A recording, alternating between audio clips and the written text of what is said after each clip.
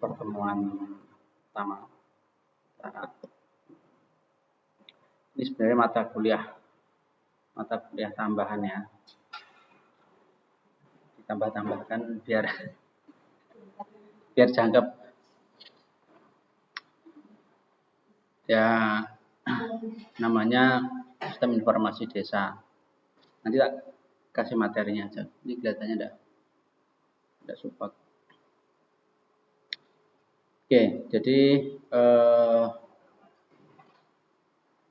pokok materi itu berkaitan dengan pemanfaatan teknologi informasi, khususnya yang bisa dimanfaatkan di desa.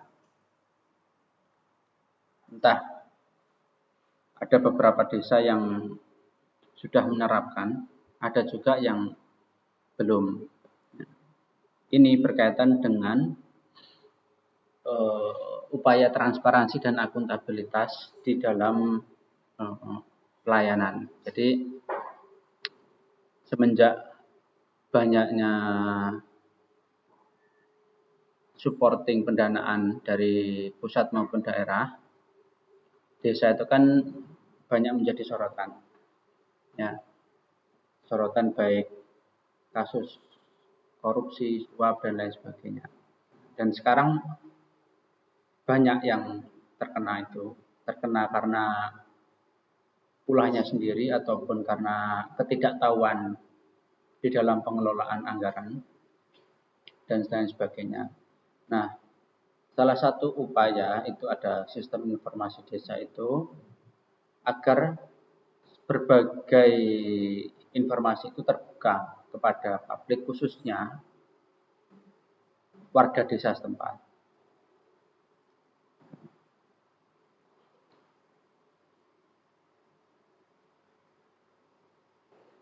Kedua, di dalam sistem informasi desa itu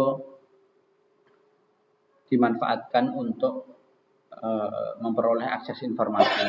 Jadi selama ini mungkin jenis pelayanan yang masih manual, ya, apa-apa harus ke desa. Jadi untuk sekedar memperoleh surat, untuk memperoleh dokumen-dokumen yang sebenarnya bisa diberikan secara online. Nah, apalagi melihat desa itu sekarang sudah tidak lagi homogen secara pekerjaan, tetapi sudah beragam.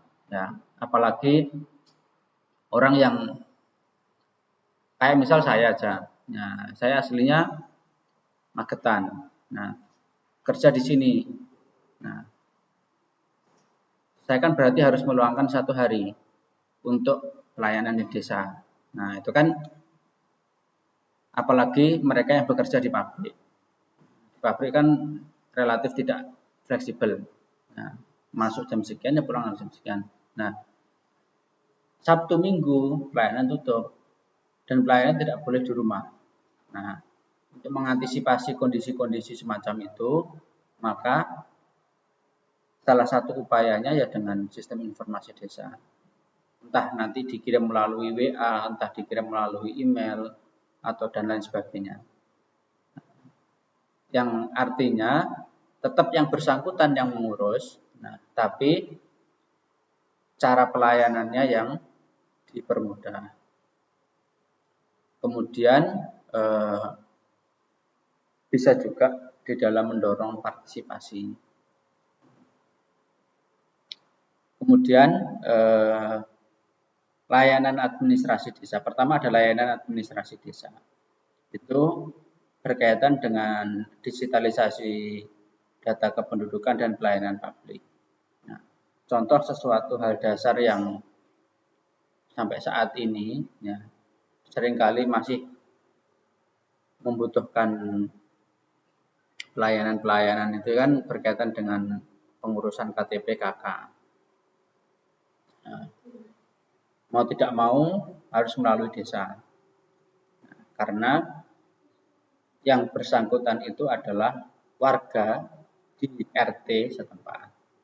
Ada juga yang diminta menyertakan keterangan dari RT, RW, dan seterusnya. Tidak bisa langsung ke Dukcapil, atau kalau di sini di mana? Di kota itu bisa tuh. Di mana? Di Gajah Mada itu mana? Nah, itu. Nah, sekarang banyak diterapkan mall pelayanan publik itu ya sebagai salah satu sarana mengumpulkan seluruh layanan-layanan itu dalam satu tempat di situ. Nah, desa pun sebenarnya bisa didorong untuk itu. Misalnya pemerolehan surat keterangan atau bahwa yang bersangkutan domisili di tempat itu atau dan yang sebagainya untuk keperluan misalnya data kependudukan. Nah, itu bisa dengan digitalisasi. Sekarang layanan-layanan by WA, by email, by SMS itu kan sudah diterapkan. Kemudian sistem informasi desa itu juga bisa bermanfaat untuk pengelolaan administrasi. Yang selama ini, kalau kamu melihat di desa-desa itu kan banyak dokumen-dokumen lama, ya, dokumen-dokumen lama tersimpan dalam arsip, entah nantinya dimakan rayap atau dimakan tikus. Nah, itu bisa didokumentasikan, terdigitalisasi, ya. Kalaupun memang itu bersifat rahasia yang boleh mengakses hanya yang berkepentingan, maka diberi akses tertutup. Baru ketika misalnya, contoh saja misalnya berkaitan dengan data petok, tahu petok. Nah, petok itu rumah atau tanah yang wilayahnya itu belum tersertifikasi, itu namanya petok dulu, atau sebutan lain letter C. Nah, itu ada riwayatnya. Riwayat itu bisa diperoleh di desa. Jadi, misal contoh ya, Marta itu beli tanah ke Alfi. Nah, tapi zaman dulu itu belum ada bukti AJB, akta jual beli. Nah, ya pokoknya ya saya bayar, ya berarti itu sudah jadi milik saya. Kondisi saat ini tidak bisa. Harus ada bukti AJB untuk sebagai syarat mengurus SHM.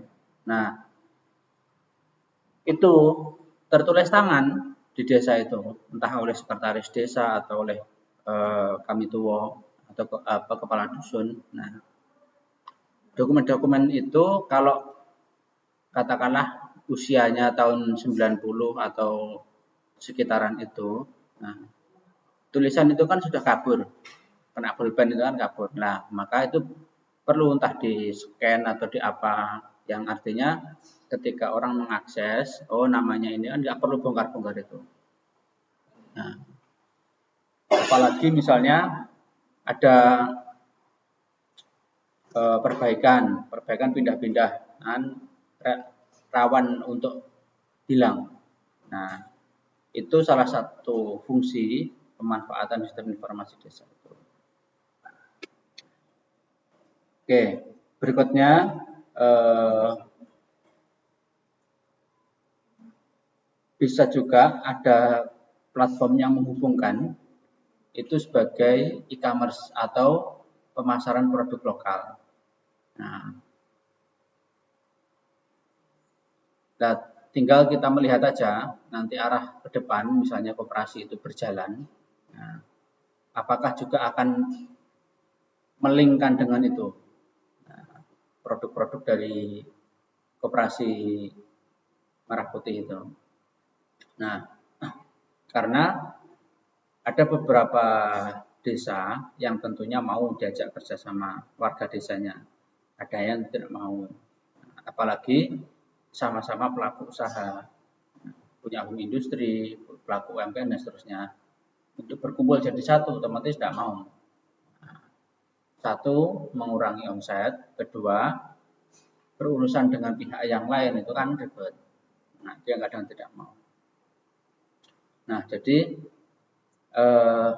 sistem informasi desa itu menjadi suatu platform untuk dimanfaatkan sebagai e-commerce, di satu lain juga bermanfaat sebagai website, di satu yang lain juga bisa bermanfaat sebagai layanan administrasi.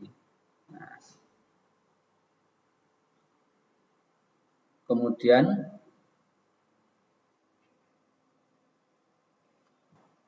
adanya partisipasi masyarakat dan transparansi, itu penggunaan media sosial untuk komunikasi antar pemerintah desa. Nah, sekarang mungkin ya karena sesuatu pengen mudah, pengen praktis,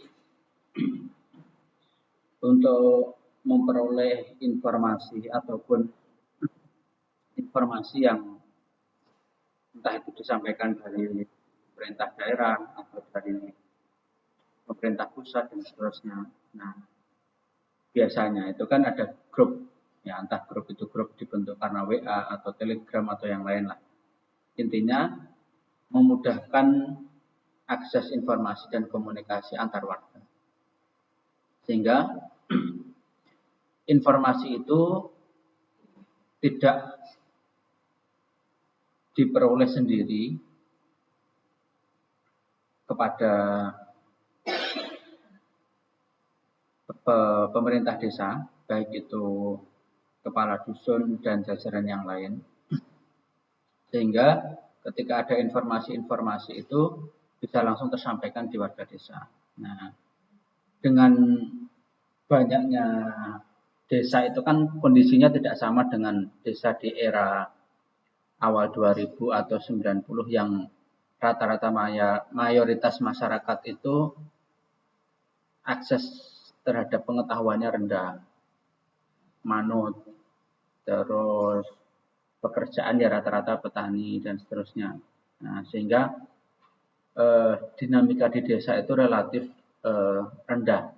Nah, sekarang beragamnya pekerjaan, kemudian tingkat pendidikan, kemudian termasuk akses perkawinan. Dulu kan dapat ya tetangganya. Nah, kalau nggak gitu tetangga desa. Nah, sekarang itu kan sudah berubah dengan orang katakanlah bekerja di luar negeri. Nah, dapat orang sana ternyata ya, nah itu terus akhirnya akses informasi dan pengetahuannya kan akhirnya mulai beragam. Nah, akhirnya keterbukaan pengetahuan terhadap desa itu kan juga cukup tinggi.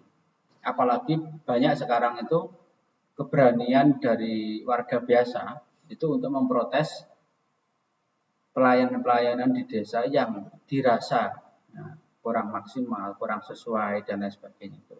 Nah, itu makanya menjadi perlu akses penggunaan informasi itu, nah, baik untuk melalui WA ataupun melalui konten-konten di TikTok, Instagram dan seterusnya. Sehingga desa itu sekarang itu didorong ya mau tidak mau harus aktif. Tidak bisa sekedar pelayanan-pelayanan yang sifatnya umum seperti itu. Nah, sekarang harus mau bersaing karena apa? Dianggap dengan adanya bantuan pendanaan itu kan harus ada tanggung jawab di dalamnya. Nah, salah satu upayanya ya entah itu membuat konten-konten edukasi di pemerintahan desa atau yang selama ini yang pengetahuan yang sering salah diartikan itu karena pemahaman warganya dengan pemahaman pemerintah desa itu tidak sama.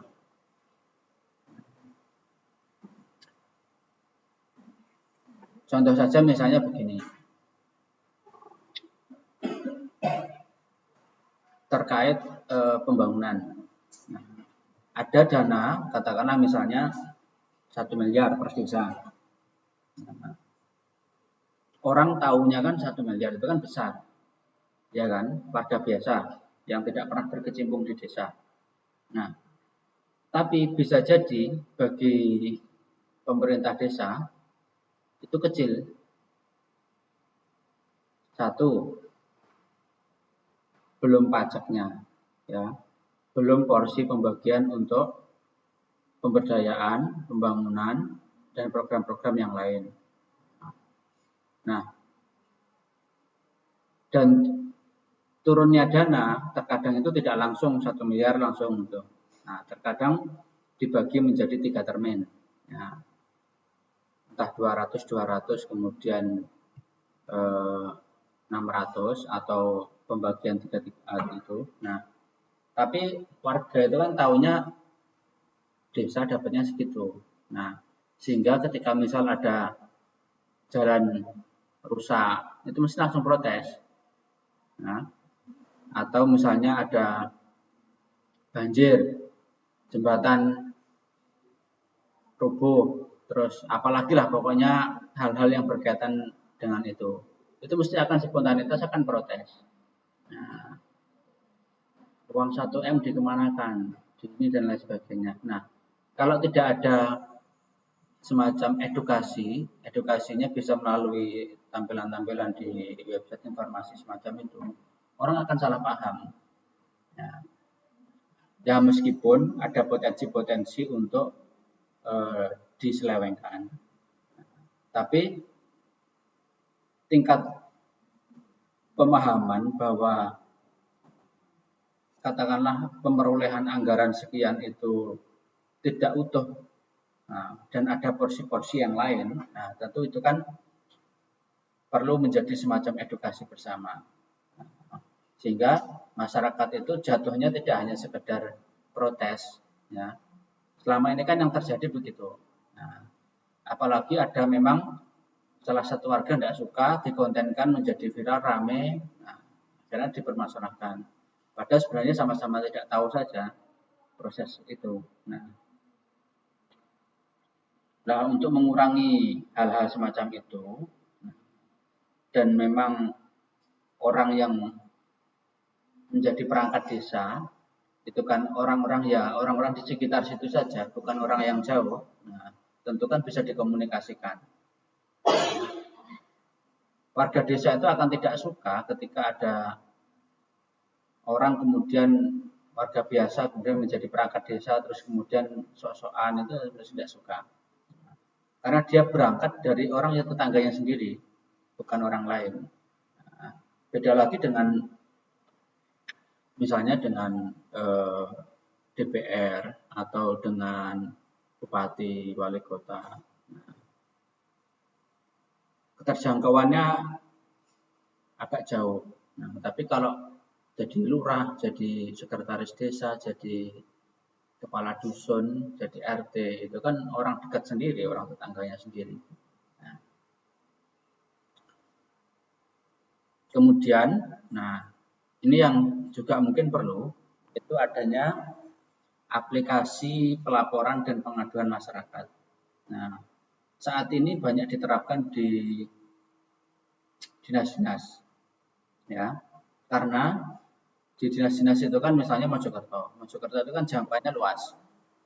Ada yang di Pacet, ada yang sampai Ngoro, sampai Trawulan, sampai Gedek, sampai Endawar. Nah, tentu dengan jumlah pegawai yang tidak banyak, untuk menjangkau seluruh wilayah itu kan bisa jadi akan terbatas. Nah, maka salah satunya ada aplikasi pelaporan dan pengaduan masyarakat.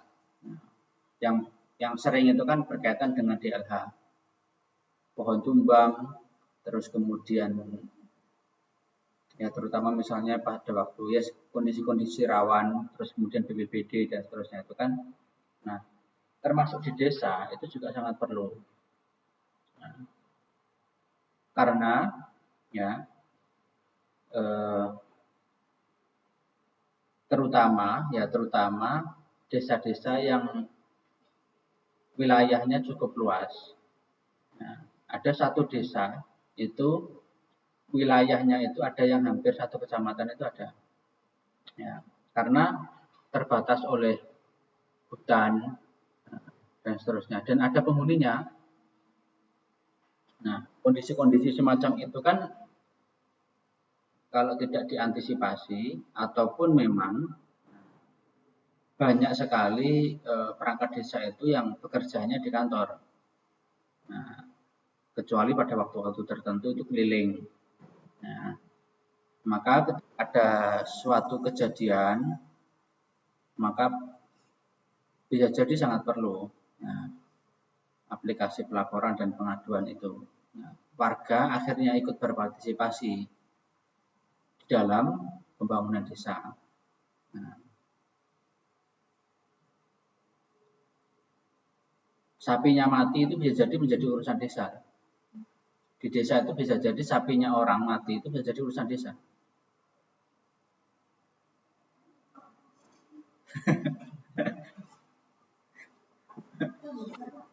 Hah?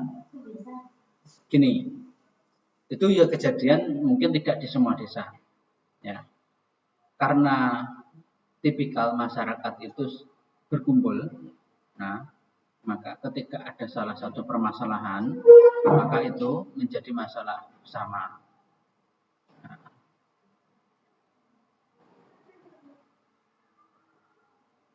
Kenapa kemudian menjadi masalah desa?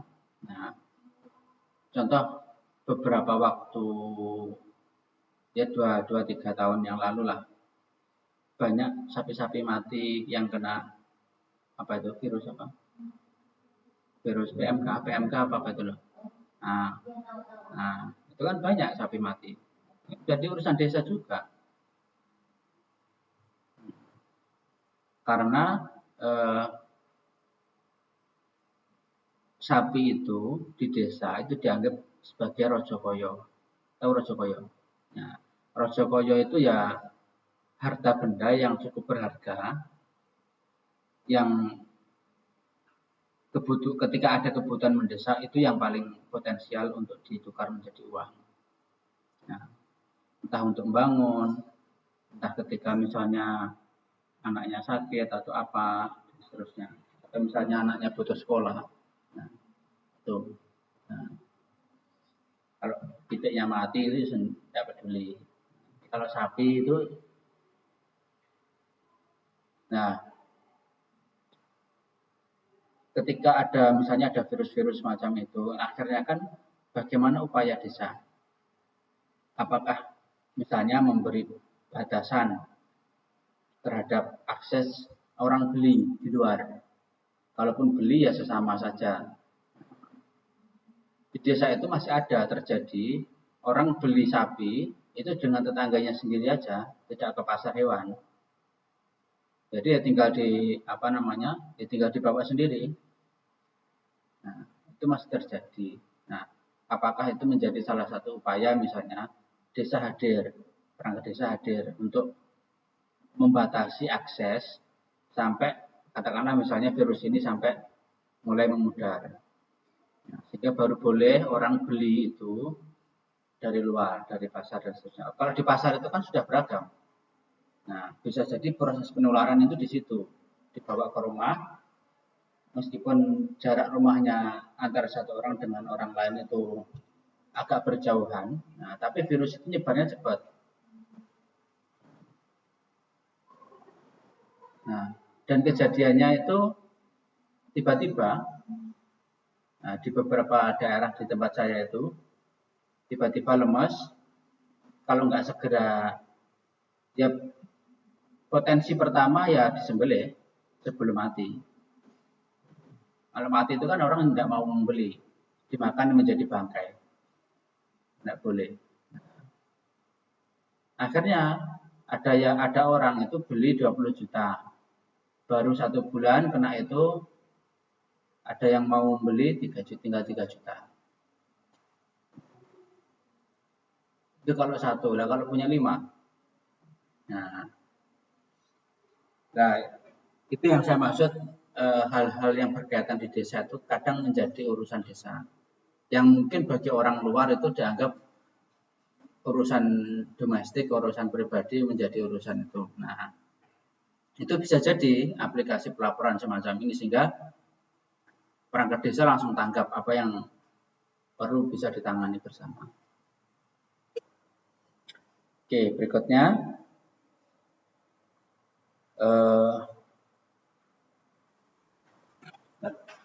Ini bisa enggak colongkan ini?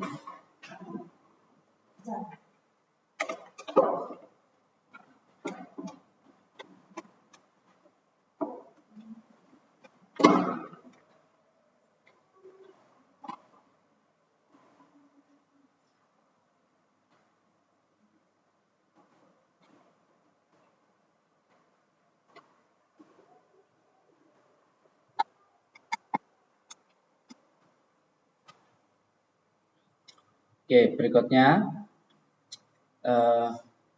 Kemdagri telah meluncurkan beberapa aplikasi yang dirancang untuk mendukung. Nah, jadi salah satu upaya penerapan sistem informasi desa itu juga disupport oleh kebijakan di Kemdagri. Tidak tiba-tiba desa punya inisiatif. Nah, jadi bisa jadi berisi tentang prodeskel, profil desa dan kelurahan. Misalnya berisi tentang demografi, potensi wilayah, sarana prasarana dan lain sebagainya. Yang selama ini mungkin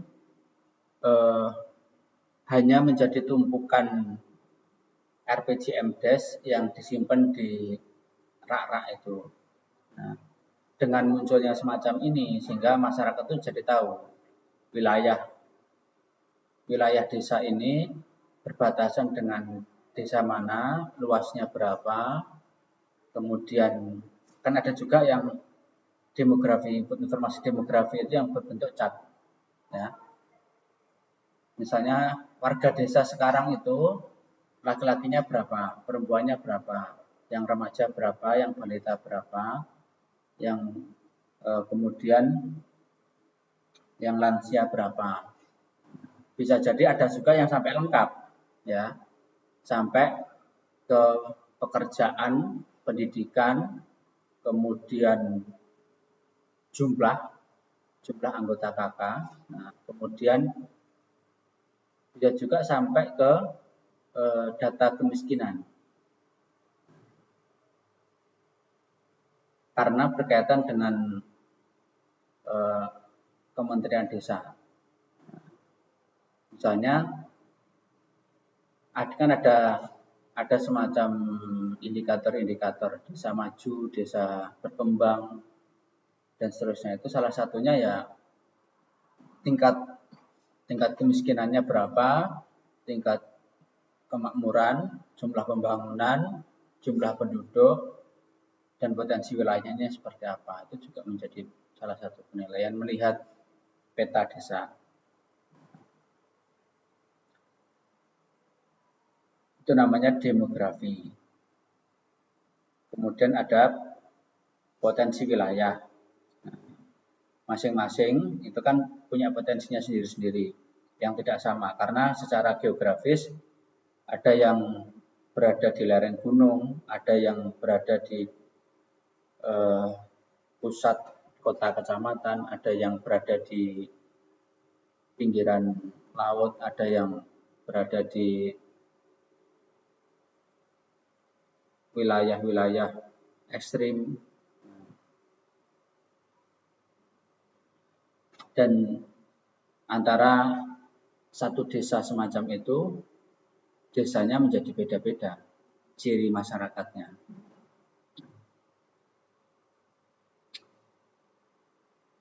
Dan sarana prasarana yang tersedia. Nah, sarana dan prasarana itu misalnya ada masjid desa, atau gereja desa, atau sekolah. Nah, kemudian ada juga desa yang punya SMP, ada desa yang tidak punya SMP. Ada desa yang punya MTS, nah, ada desa yang jumlah SD-nya cuma 1, ada desa yang punya MI, itu masuk sarana prasarana desa. Kemudian akses jalan raya, ya, jalan desa, jalan ke dusun, misalnya ada jalan ke sawah dan seterusnya itu.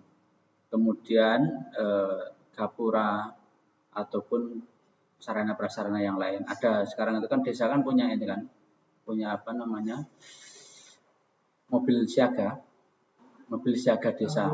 bulan. Nah, yang itu juga bisa dimanfaatkan oleh warganya sendiri, tidak hanya dimanfaatkan oleh perangkat desa.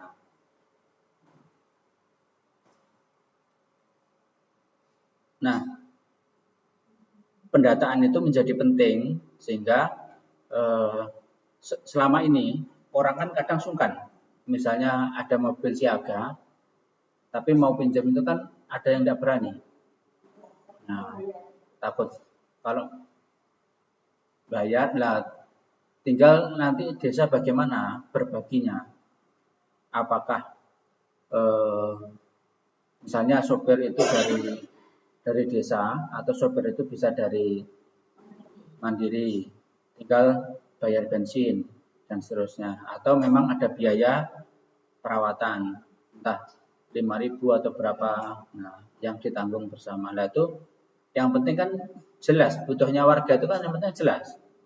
Kalau memang bayar untuk apa kan jelas itu. Nah daripada ditutup-tutupi terus kemudian warga mau pinjam tidak berani. Nah, akhirnya muncul omongan, nah iku sing oleh sing gawe ming perangkat edok. Nah, akhirnya kan muncul informasi begitu diiyakan oleh tetangga yang lain. Nah, akhirnya citranya menjadi jelek. Nah, upaya menunjukkan informasi-informasi itu agar ya mengurangi misinformasi atau diskomunikasi. Oke, ada lagi namanya app Deskel. Nah, evaluasi perkembangan desa dan kelurahan. Jadi perangkat desa, terutama kepala desa, itu kan punya kecenderungan selama dia memimpin itu kepengen selama kepemimpinannya dia ada keberhasilan, ada peningkatan ini. Itu salah satu upaya itu melalui ini evaluasi perkembangan desa. Jadi misalnya dari tahun 90 sampai sekarang, nah, per 5 tahap jabatan kepala desa itu kan waktu itu kan 6 tahun. Sekarang berubah jadi 8 tahun. Nah, per 6 tahun, nah itu ada kemajuan pembangunan atau pembangunan kesejahteraan atau tidak.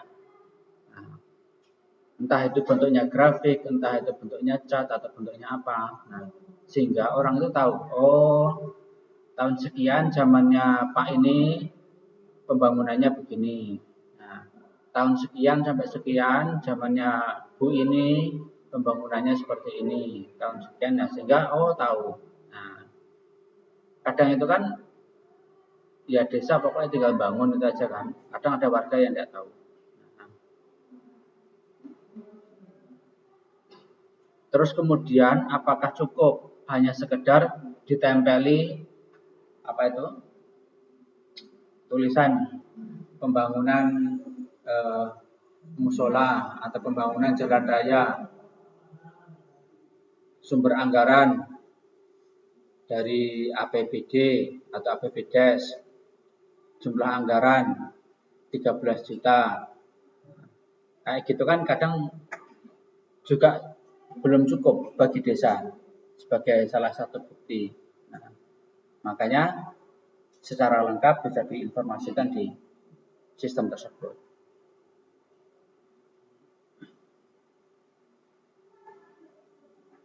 Oke, berikutnya ada LMS Pamung Desa. Jadi ada platform pembelajaran daring yang ditujukan untuk meningkatkan kapasitas aparatur desa melalui pelatihan dan kursus yang dapat diakses secara fleksibel. Nah, kenapa LMS itu menurut saya itu menjadi semacam upgrade pengetahuan. Selama ini perangkat-perangkat desa itu kan orang-orang lama-lama yang tidak mau diganti, ya. Ya, seorang tua-tua umur hampir 60 lah. Apalagi pegang komputer aja redek. Nah, itu kan perlu upgrade. Nah, entah punya staff atau punya apa, yang intinya ada upgrade pengetahuan. Jadi semacam yang diterapkan di bidang pendidikan dan bidang kesehatan. Jadi para nakes dan tenaga pendidik itu ada platform, mereka itu secara gratis bisa mengikuti webinar, entah itu yang menyelenggarakan asosiasi atau yang menyelenggarakan kementerian. Ya update pengetahuan, karena bisa jadi kayak nakes itu kan selama dia kuliah, apa yang ditangani di rumah sakit itu bisa jadi kan berbeda. Kasus penyakitnya, kasus penanganannya, sehingga perlu ada upgrade pengetahuan. Termasuk guru-guru, nah, cara mengajar, terus kemudian situasi kondisi anak-anak yang sekarang sudah mulai beragam. Nah, termasuk di desa, warga desa dulu dengan warga desa sekarang itu kan sudah berbeda.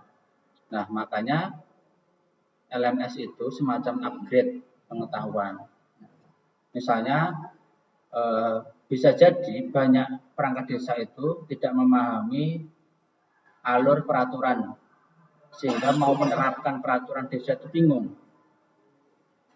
Nah, itu kan perlu, entah itu yang menyampaikan dari Kemdagri atau dari Kemdes. Nah, termasuk misalnya memahami pembangunan pedesaan itu bagaimana, memahami misalnya kemiskinan di desa itu bagaimana, dan lain sebagainya. Nah, sehingga update pengetahuan itu menjadi upaya para perangkat desa itu ternyata juga punya pengetahuan dalam mengelola desanya. Sehingga yang diurusi tidak hanya sekedar ngurus KTP, ngurus surat tidak mampu, dan lain sebagainya. Apalagi desa itu sekarang banyak dikasih beban. Ya, beban dari Kemdagri, beban dari Kemendes, belum lagi koordinasi dengan Kemensos berkaitan dengan PKH, belum lagi berkaitan dengan BLT. Nah, sekarang diberi tugas lagi ngurusi koperasi desa. Nah, otomatis tingkat pemahaman orang tiba-tiba dikasih program itu kan bingung. Nah, apalagi tidak memahami peraturan. Nah, itu salah satu fungsinya LMS di Pamong Desa itu.